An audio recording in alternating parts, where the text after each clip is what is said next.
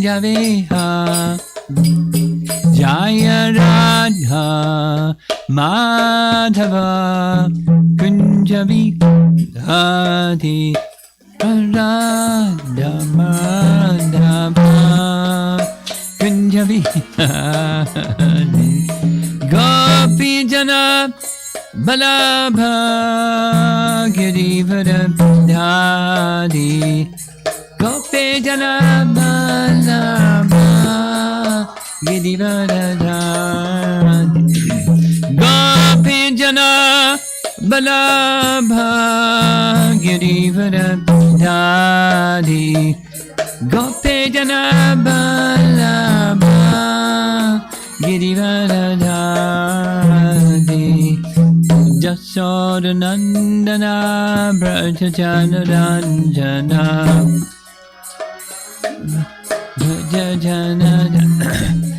Jasodanandana Brajajanaranjana Sodanandana Brajajanaranjana Jamunatira Vanam Jadi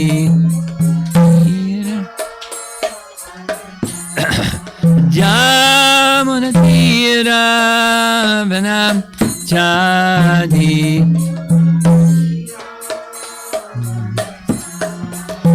Jaya Radha Madhava Kunjabi Hari Jaya Radha Madhava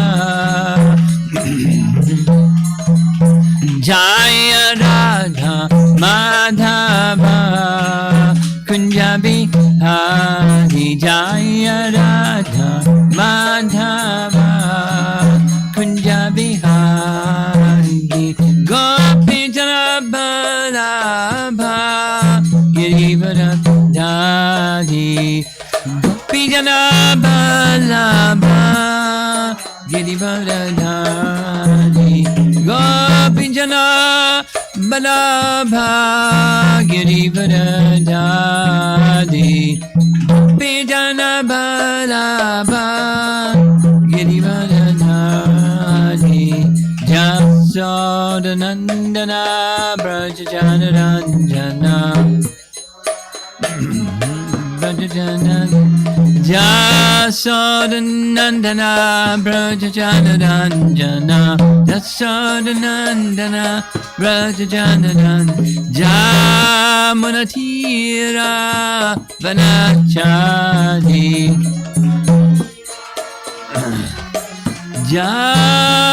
Jamunatira Vanachadi Natira Vanachadi Jaya Radha Madhava Kunjabi Hari Jaya Radha Madhava Jaya Radha Madhava Kunjabi Hari Jaya Radha Madhava Kunjabi Hari Jayom Vishnupad Paramahamsa Parivedakacharya Astatara Satasi Srimad His Divine Grace Sri Bhaktivedanta Swami Srila Prabhupada Ki Ananta Koti Vaishnavrinda Ki Gora Premanandi Om Namo Bhagavate Vasudevaya Om Namo Bhagavate Vasudevaya Om Namo Bhagavate Vasudevaya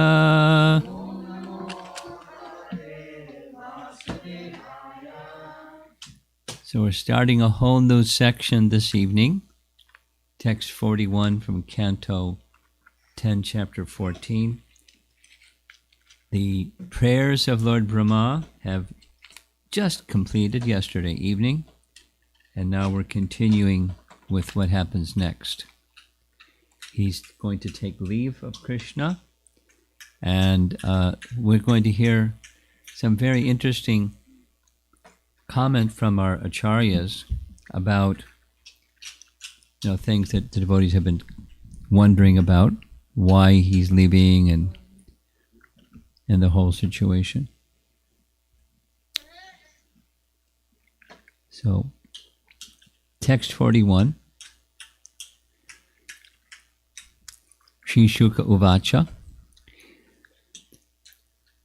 Shukadev Goswami said, having thus offered his prayers, Brahma circumambulated his worshipable Lord, the unlimited personality of Godhead, 3 times, and then bowed down at his lotus feet.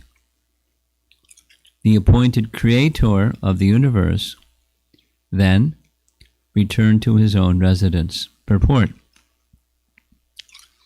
Although Lord Brahma had prayed to take birth as a blade of grass in Vrindavan, or even in the area surrounding Vrindavan, Lord Krishna, by his silent response to Brahma's prayers, indicated that Brahma should return to his own abode. First, Brahma had to complete his personal devotional service of universal creation, semicolon. Then he could come to Vrindavan and get the mercy of the inhabitants there. In other words, a devotee should always be attentive to executing his personal devotional service properly. This is more important than trying to live in the Lord's abode. Practical lesson, huh?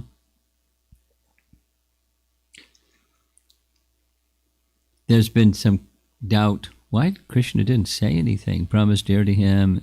Prayers were so nice. He could have just said Hari Bol Prabhu or something like that. By his silence, he was indicating, well, we hear his forgiveness and many other things. Vishwanath Chakravarti Thakur writes, what was desired by Brahma, Abhishta? Actually, he desired to attain Krishna in Vrindavan.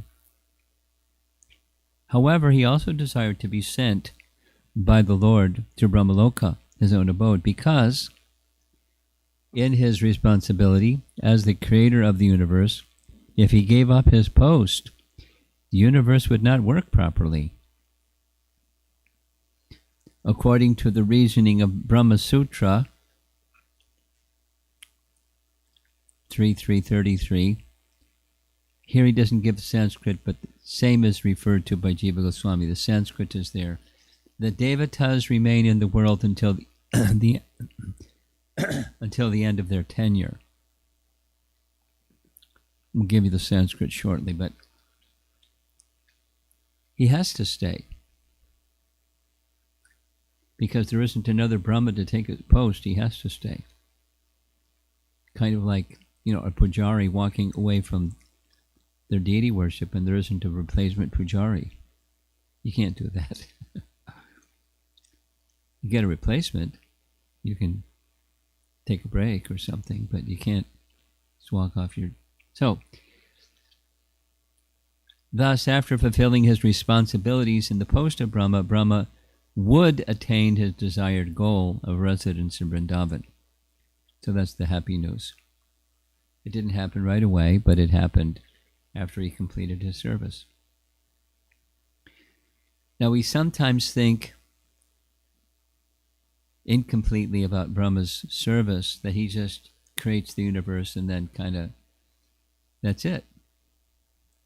But that's not all that he does. During the day of Brahma, he's got to answer to all kinds of situations that arise. The demigods come to him for this and that and the other thing. Or he just notices something because he has that capacity to know things. He's a controlling deity of intelligence. That's to keep people busy, isn't it? And then when he takes rest at night, there's a partial annihilation. So every morning he has to rebuild the part that was destroyed. every morning for 100 years. And so things will not be in order if he just were to go with Krishna back to Krishna Loka or whatever, or stay in Vrindavan and let the universe go on its own. Not good. Krishna didn't want that. Jiva Goswami writes, Brahma praised in many ways the Lord who cannot be circumscribed, Bhumanam, that is mentioned in further commentaries. Cannot be circumscribed. What does that mean? Cannot be circumscribed.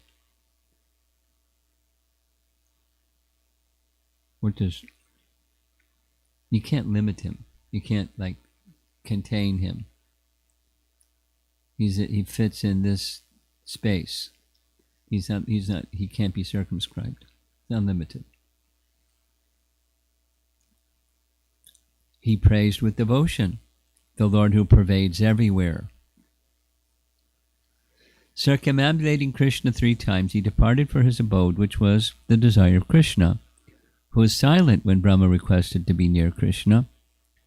Since Brahma was the creator of the universe, Jagat Data, creation could not continue in the universe without him. It should be understood that at the end his desire was fulfilled, according to the principle of, and here's the Brahma Sutra verse, here it is, Yavad Adhikaram Avastatir Adhikarikanam. The rulers of the universe remain in the universe until the end of their designed period. Previously was till their tenure was over. Sanatana Goswami writes, circumambulating Krishna 3 times, Brahma departed for his abode, his house on Brahmaloka, which he desired. First, he decided in his mind that he would stay somewhere invisibly, giving up his position as Brahma out of greed for living in Vraja, or out of shame. So he stood there. Receiving at that time the mercy of the Lord, he went to his dear home because he was the maintainer of the universe. If he gave up his post, the creation of the universe could not take place properly.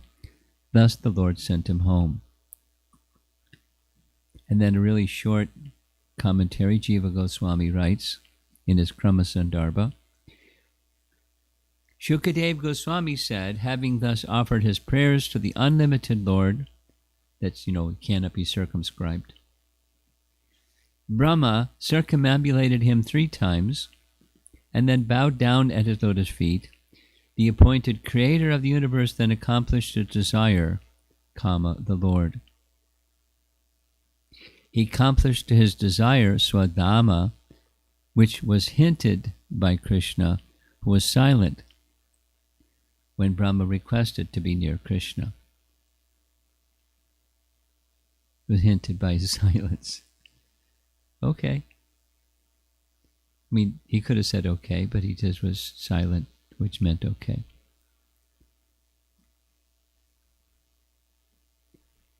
And text 42. We're just going to read the verse and the purport, because it's a long purport. After granting his son Brahma permission to leave, the Supreme Personality of Godhead took the calves, who were still where they had been a year earlier, and brought them to the riverbank, where he had been taking his meal and where his cowherd boyfriends remained just as before. Now this can be read in 2 different ways. One way is Brahma left them at a certain place, Krishna retrieved them. Another is they never left the place where Brahma supposedly thought that he took them. That's another reading you'll hear. Purport. The word swa, bhuvam, to his own son indicates that Lord Krishna forgave the offense Brahma had committed and treated him with affection as his son. It is stated in this verse that the original cowherd boyfriends and calves were situated just as before, namely near the bank of the Jamuna River and in the forest respectively. The cowherd boys were having lunch near the river. The calves were in the forest grazing, and when Krishna went back, there they were, just as they were before. Previously, the calves had disappeared within the forest, and Lord Krishna had gone to search for them. Not finding them, the Lord had returned to the river bank to discuss the situation with his cowherd boyfriends, but they had also disappeared. Now the calves were once again in the forest, and the boyfriends once again on the bank of the river, ready to take their lunch. According to Srila Sanatana Goswami, the calves and boys remained in the forest and on the riverbank respectively for 1 full year. So there's different readings or understandings of what happened. Where were the original cowherd boys? One reading is they were in the caves, and the other reading is they hadn't gone anywhere. Lord Brahma did not actually take them away to another place, according to Sanatana Goswami. By the Lord's omnipotent illusory energy, the gopis and other residents of Vrindavan did not notice the calves and boys for 1 year. They didn't move, but nobody noticed them. Nor did the calves and boys notice the passing of a year's time, or feel hunger, cold, or thirst. All this was part of the pastime arranged by the Lord's illusory potency. Lord Brahma thought, I have kept all the boys and calves of Gokula sleeping on the bed of my mystic potency, and to this very day they have not risen. A similar number of boys and calves have been playing with Krishna for a whole year, yet they are different from the illusioned ones by my mystic potency. Who are they? Where do they come from? Paragraph. Nothing is invisible to the Supreme Lord, thus Lord Krishna appeared to be searching for the calves and boys, only to enact the dramatic pastime of bewildering Lord Brahma. After Brahma surrendered and offered prayers, Lord Krishna returned to the original boys and calves, who appeared exactly as before, although their size had somewhat increased because of 1 year's growth. Paragraph. According to Srila Vishwanath Chakravarti Thakur, since Lord Krishna was playing exactly like an innocent young cowherd boy in Vrindavan, after four-headed Brahma offered his prayers, the Lord maintained his role as a young cowherd boy and thus remained silent before Brahma. Krishna's silence indicates the following thoughts. Quote, where did this four-headed Brahma come from? What is he doing? What are these words he keeps speaking? I'm busy looking for my calves. I'm just a cowherd boy and do not understand all this. Unquote.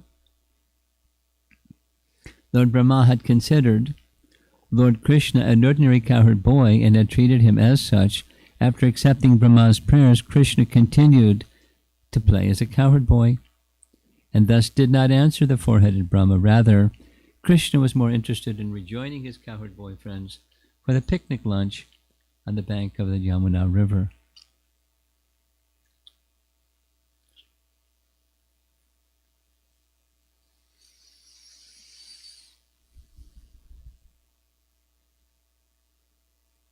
Yayatama prapadyante tang sataiva bhajamyaham. Do you know that verse? No? As they surrender unto me, I reward them accordingly. You know that verse? No? No? In Bhagavad Gita, Krishna includes everybody, meaning the bad people and the good people, everybody. And everybody, all varieties.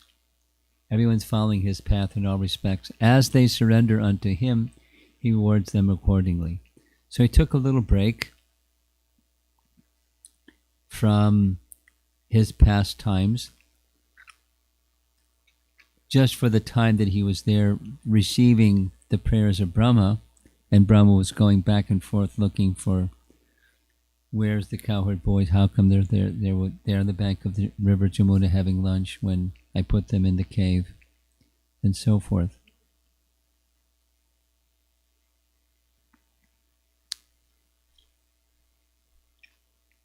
The next chapter is going to give us a clear picture about how that year passed. But this particular verse is,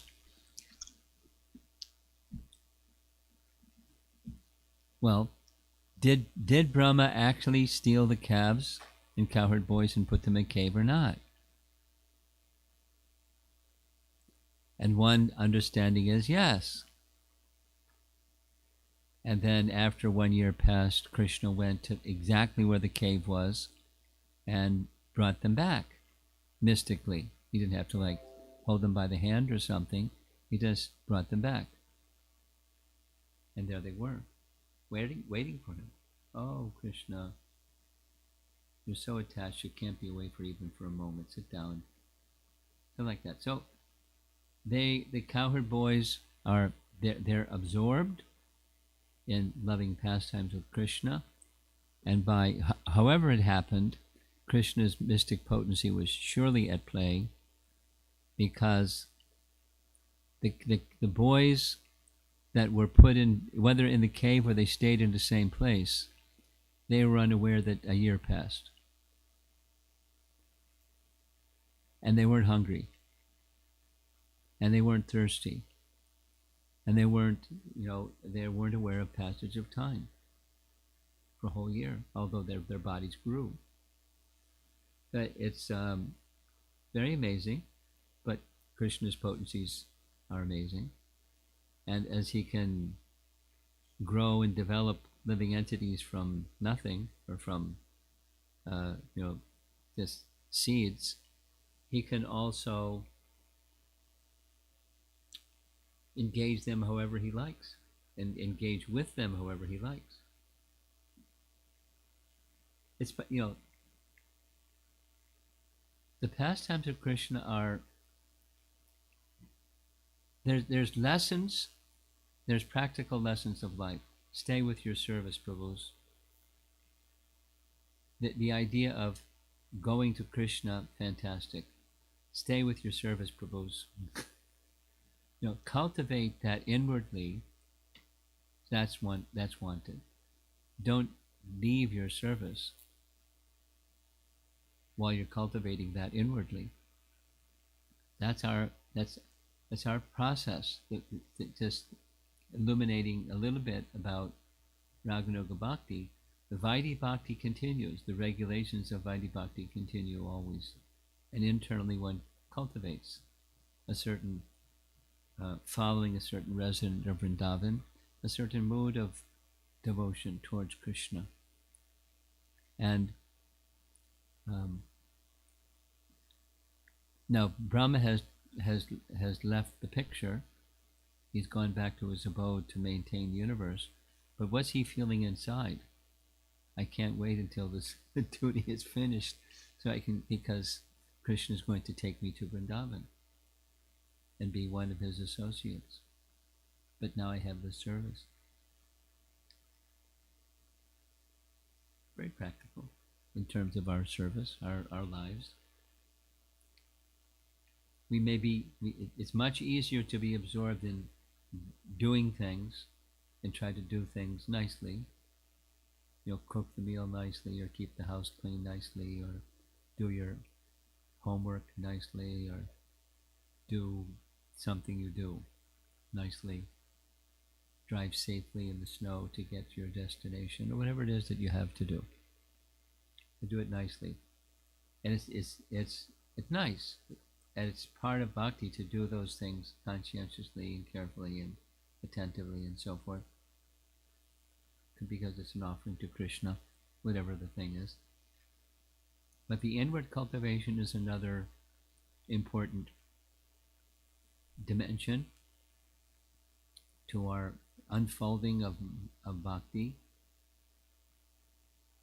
and hearing these topics is part of that stimulation of that kind of attraction for Vrindavan and the residents of Vrindavan. And Krishna's liking, it's not like he was neglecting Brahma, but as we just read, after accepting Brahma's prayers, Krishna continued to play as a cowherd boy and thus did not answer the four-headed Brahma. Rather, Krishna was more interested in rejoining his cowherd boy friends for the picnic lunch on the bank of the Jamuna River. And they're equally attached to him. And he's reciprocating Yayatamam Prapadyante, the verse again. He's reciprocating with each devotee according to their desire.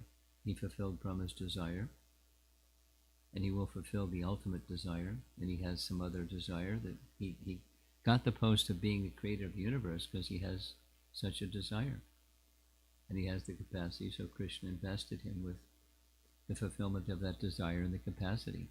So you do your service till it's done, as is being pointed out by Vedanta Sutra or Brahma Sutra verse. Even the demigods, what to speak of us, we should carry out our duties until the allotted time, all the while inwardly cultivating Krishna Bhakti.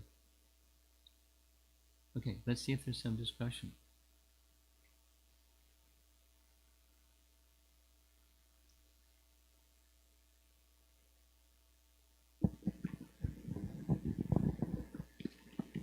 Hare Krishna Maharaj,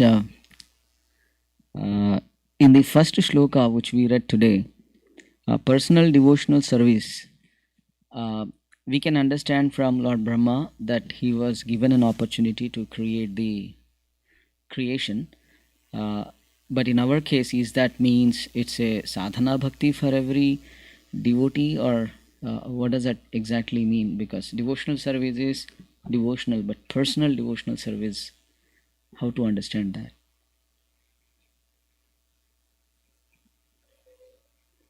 I'm not sure what you're asking, but Brahma has sadhana too, and we have sadhana too. Okay, when I mean that there are two levels of bhakti, sadhana bhakti and raganuga bhakti, spontaneous love as well as the other one, right? So Okay. Lord Brahma, being a pure Vaishnava, he is already at a raganuga, spontaneous love. But person like me, it should be... He's not already at the Raganuga spontaneous love stage. Okay. He's not a Raganuga specific. Anuga means a follower, and Raga means attraction.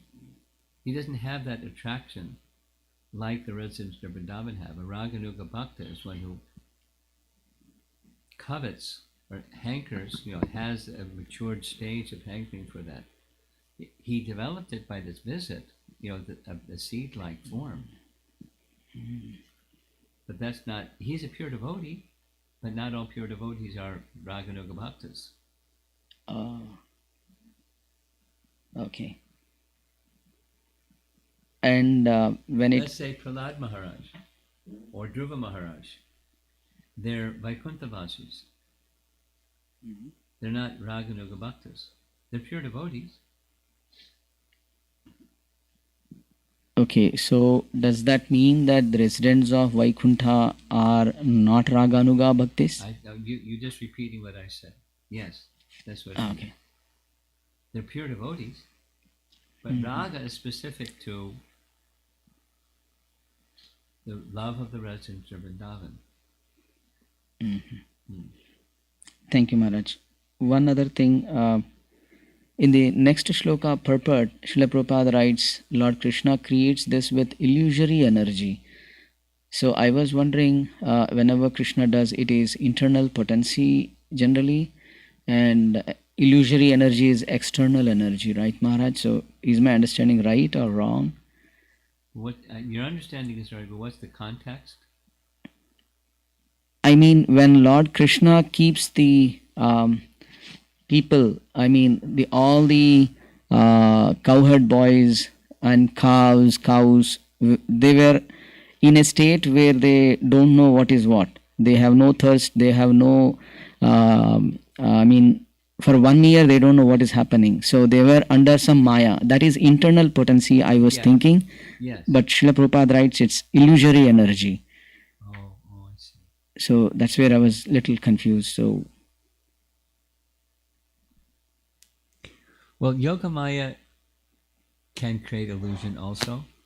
So the use of the term illusory potency, we're accustomed to it being Mahamaya, but there's an illusion of Yogamaya, and it's not just this example, but Yogamaya creates an illusion. Yeah, as I hear Yogamaya Samavrata, everybody will be covered by the Yogamaya. So Yogamaya Samavrata means Mahamaya. The verse in Bhagavad Gita is the reflection of Yogamaya, known as Mahamaya. Okay. Naham Prakasha Sarvasya Yogamaya Samavrata. That's the verse you're referring to. Yes, Maharaj. That's the reflection of the internal potency Yogamaya in the form of Mahamaya. That's what that verse is referring to. Makes sense, good Maharaj. Thank you.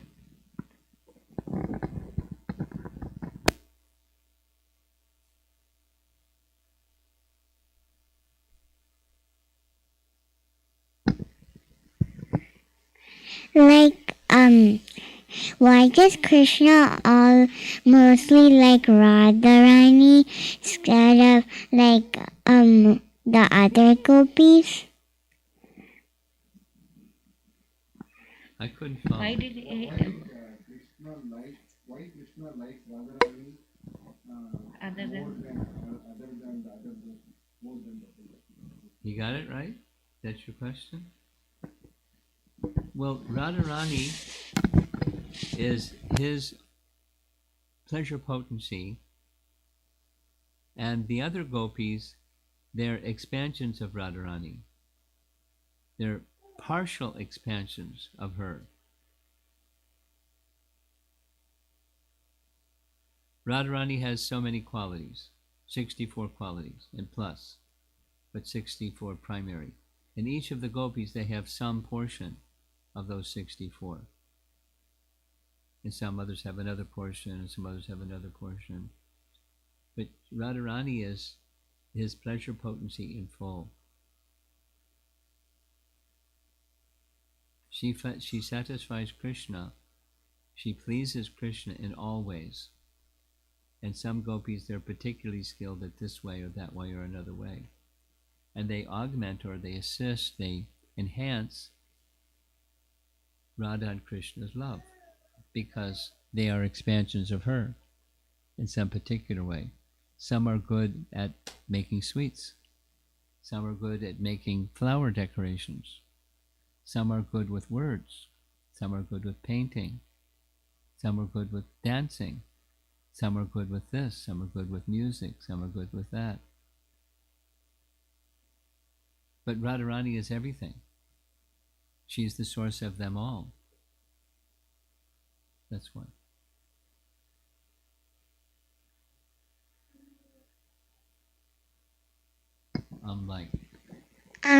like, why does Krishna steal butter? Why does Krishna do what?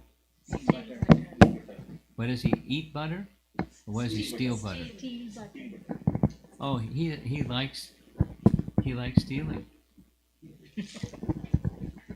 Why does he like stealing? Because it gives pleasure to his devotees.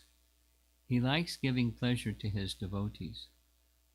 And when they try to give When they try to give butter to Krishna, he refuses, because he likes to steal it. And why does he like to steal it? Because it's teasing the elder gopis. And they tried to hide the butter, and they put it up on rafters, and they try tricks, and they try this and that, and he outsmarts them. It's a loving exchange with the elder gopis to steal the butter.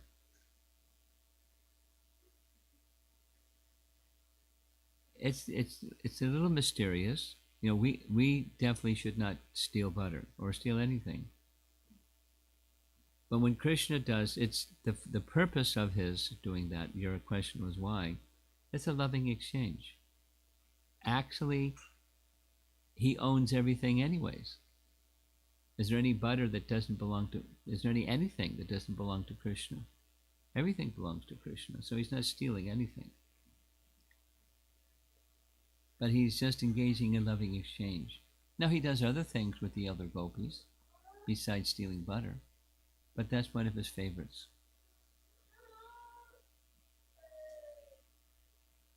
Krishna will sometimes act in a contrary way because it stimulates the love of his devotee, and not an ordinary but an exceptional and special way.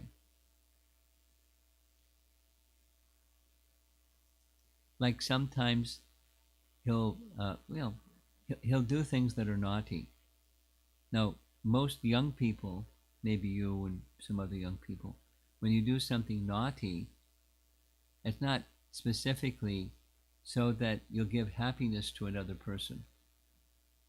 You kind of enjoy the thrill of being naughty and trying to get away with it. But Krishna makes sure that people catch him. And when he catches them, he does something very naughty.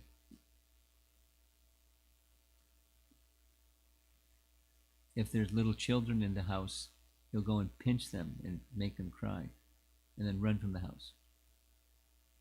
Now that's not nice. You don't pinch babies. But when Krishna does, it's stimulating the love of the devotees. And these are the little babies, they're his devotees too. But it's a kind of intimacy that happens when there's such close affection, including his stealing butter. Mother Jasoda says, I don't believe it. You say he steals butter. Do you know how many cows Nanda Maharaj has? He has 900,000 cows. He doesn't need to go anywhere to steal butter from anybody. You're just imagining things. No, he steals butter. He does this and he does that, he does this and he does that. And they're laughing as they're saying it. They're enjoying, they're not angry at Krishna. They're enjoying his pastime. And they're enjoying saying it to Mother Jasoda with laughter. And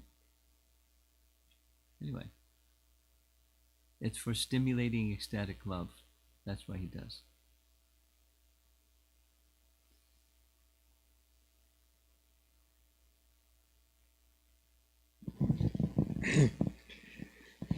Guru Maharaj, I have a question regarding the practical application point you mentioned. One has to complete his personal devotional service properly before residing in, or before trying to go and reside in Krishna's abode, like Vrindavan, Mayapur. So, can you explain what that personal devotional service is for Grahasthas? Can I explain what is the personal devotional service Service. for Grahasthas? Yes. Like who are in America? Well, you have your occupation, you have members of the family, so you take care of the needs of the members of the family, and you speak and behave in a way that's modeling for your family members the character of a Vaishnava. So you're not just giving instruction, but by your conduct you're instructing. and then your words are consistent with your behaviors. You take care of the house, just like you did some remodeling, recently. You maintain the facility that Krishna has provided. Keep everything very clean. So these are all on the temporal plane. That's what Grihastha life is. It's dealing with the temporary, and you deal with the temporary according. You learn the Vivriti and Pravriti from Scripture. The Grihastha's duty to know what's to be done, what's not to be done. If you study the Scripture, that's a duty, and then you follow it, and you model it.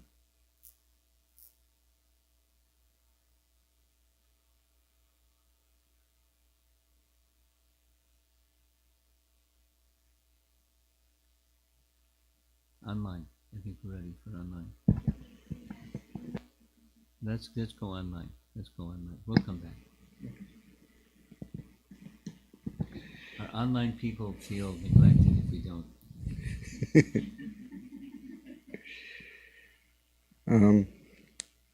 I see all questions from Sri Radhika Mataji. How to reconcile the fact that the Lord loves all equally with the last statement in the purport to verse 42, which states that He prefers to be with.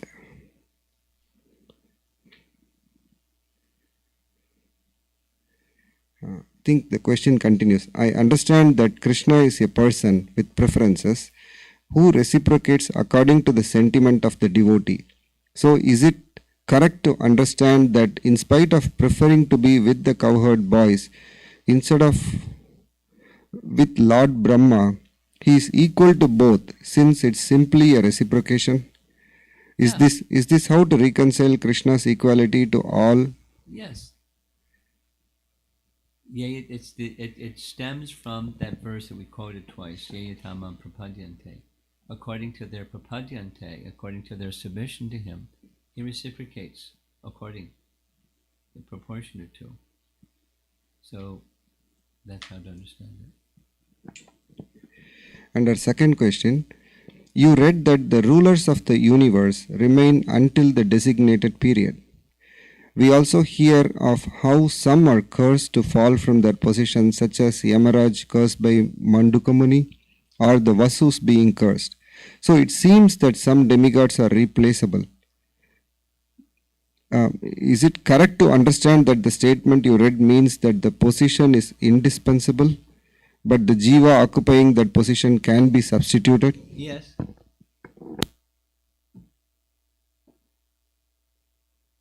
But don't forget a few things.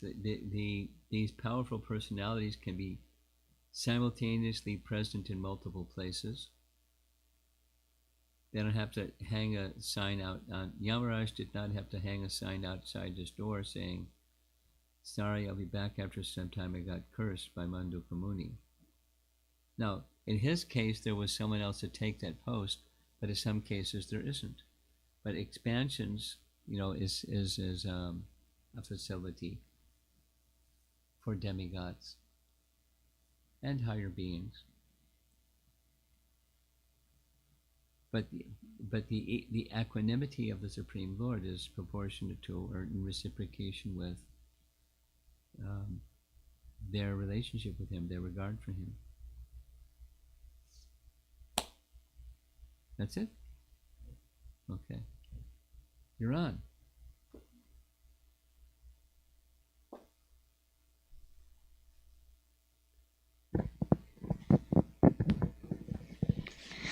I have 3 more questions. 2 more. 3 more. Okay, slowly. The first one is, why is Krishna the Lord? Why is Krishna the Lord?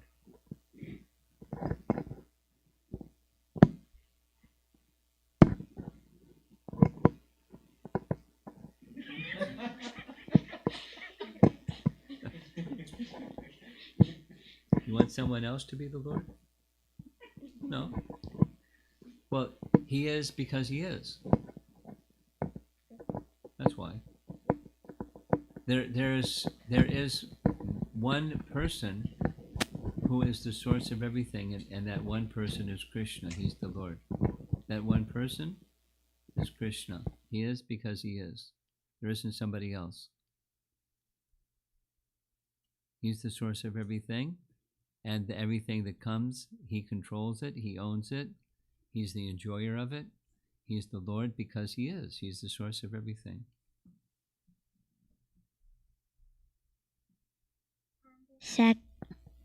You're on. The second one is, like, why do we offer to Krishna?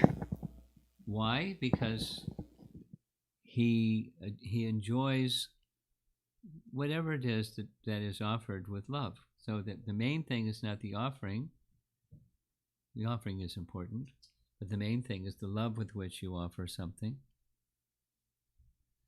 Just like when you sing. Do you like to sing? Yeah. So when you sing, it's not just singing. It's the consciousness of offer this to Krishna. Because birds can sing, and monkeys can make noise, and they can, so the difference for you when you sing is that your consciousness, the purpose of your singing is to please Krishna. That's what's pleasing to Krishna. That's why we offer things to Krishna, because it's pleasing to him. Why does Krishna live in Goloka? Why does what? Why does he live in Goloka?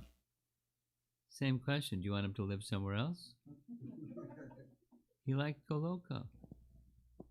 His abode, not only his abode, it's not different than him. There's no separation between Krishna and his abode. Why does he live in the place where there's no separation between him and that place? Because it's his place. He loves his place. So he resides there. Okay? How are we doing? Anyone else? We're done. You have, okay. Maharaj, in this we hear two things. At one side, one of the acharya says that the boys and cows are taken away by Lord Brahma. Yes. Others, Sanatana Goswami is saying something different. We discussed this.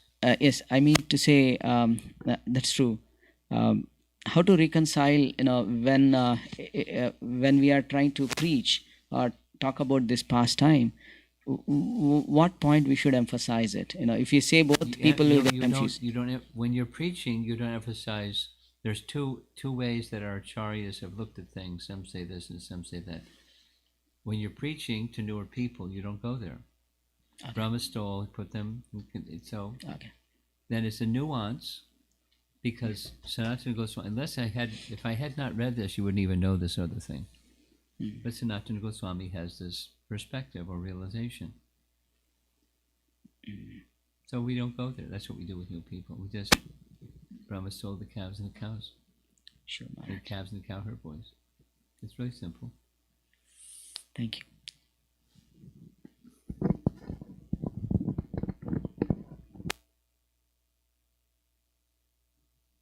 Anything back there?